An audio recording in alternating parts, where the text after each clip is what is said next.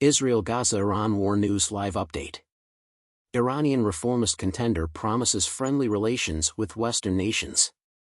Iran held a hasty election on Friday to choose a new president to succeed the late Ebrahim Raisi, who had been known for his hardline policies.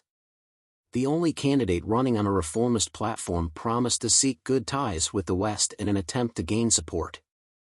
Heart surgeon Masoud Pezeshkian made the comments following a subtle warning from Ayatollah Ali Khamenei, the country's supreme leader, regarding his and his supporters' outreach to the U.S.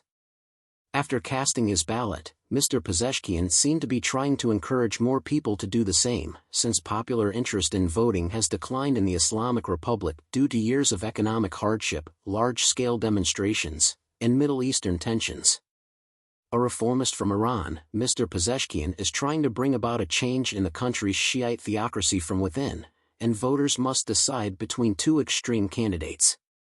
There will be no globally recognized monitors overseeing the vote, and as has been the case since the 1979 Islamic Revolution, women and those demanding radical change will not be able to cast ballots. The voting takes place at a time when the Israeli-Palestinian conflict in Gaza has heightened tensions across the Middle East. Militia groups that Tehran supplies in the area, including Houthi rebels of Yemen and Lebanese Hezbollah, are involved in the conflict and have intensified their attacks since April, when Iran made its first direct attack on Israel over the Gaza War. At the same time, Iran keeps its uranium stockpile big enough to construct several nuclear weapons if it so desires, and it keeps enriching uranium to levels close to weapons grade. Iranian presidents have some influence on the country's policy toward the West, but the 85-year-old Ayatollah Khamenei has the last say on all issues of state. The exact number of Iranians who will cast ballots on Friday is uncertain, however, because of the historically low turnout in previous elections. This seemed to be on Mr. Pezeshkian's mind when he answered a journalist's question regarding the future of Iran's relationship with the West and his capacity as president.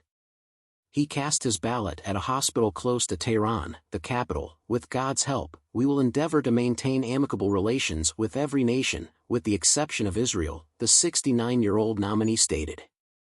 Over its protracted conflict in Gaza, Israel, a long-standing regional rival of Iran's, faces heavy condemnation throughout the Middle East.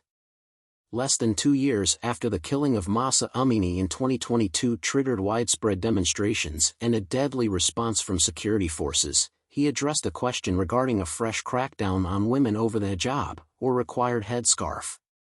He spoke out against any kind of inhumane or intrusive treatment of women and girls, with all television broadcasters in the country being state-controlled and governed by hardliners. Mr. Pezeshkian may have been relying on social media to disseminate his statements, and a bigger turnout could improve his chances of winning. Whether he can gather the support necessary to encourage people to cast ballots is an open question. Even the imprisoned Nobel Peace Prize winner Narges Mohammadi has called for a boycott. According to experts, there are 3 main contenders in the race. Saeed Jalali, a former nuclear negotiator, and Mohammad Bagher Kalibaf, Speaker of Parliament, are 2 staunch conservatives. Also running despite low support is Mostafa Pourmohammadi, a Shiite preacher. Mr. Pezeshkian has allied himself with prominent personalities like Hassan Rouhani, the former president of Iran whose government reached the historic nuclear agreement with foreign powers in 2015.